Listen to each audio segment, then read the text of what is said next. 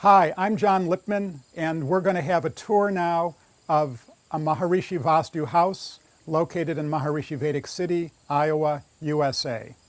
This house is the home of Gary and Barbara Wacknov. It's located in the planned community of Mandala One village on the east side of Maharishi Vedic City.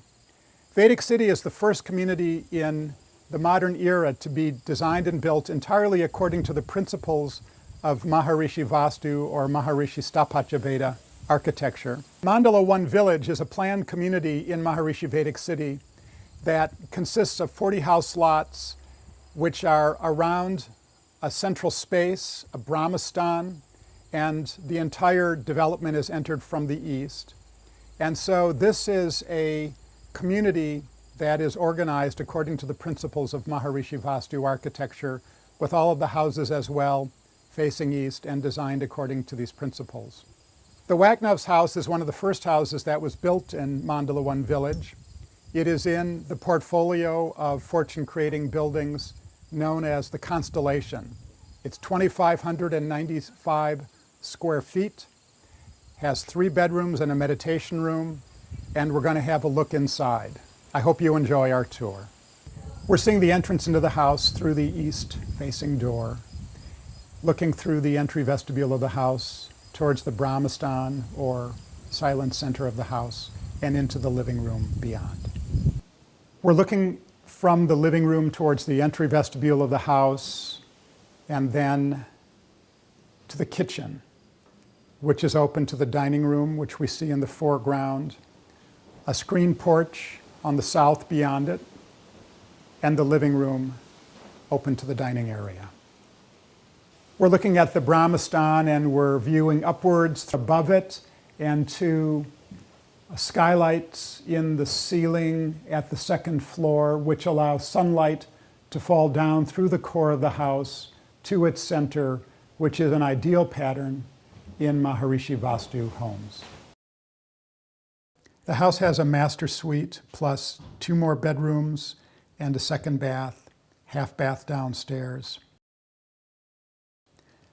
office, meditation room. I think in general the 2 things that I notice that have continued with Sthapatya is the beauty of how the sun moves around the house and how it makes sense in terms of your living spaces, you know, where the kitchen is, and you can just feel that it's right there, you know, and where you sleep and then where you meditate especially.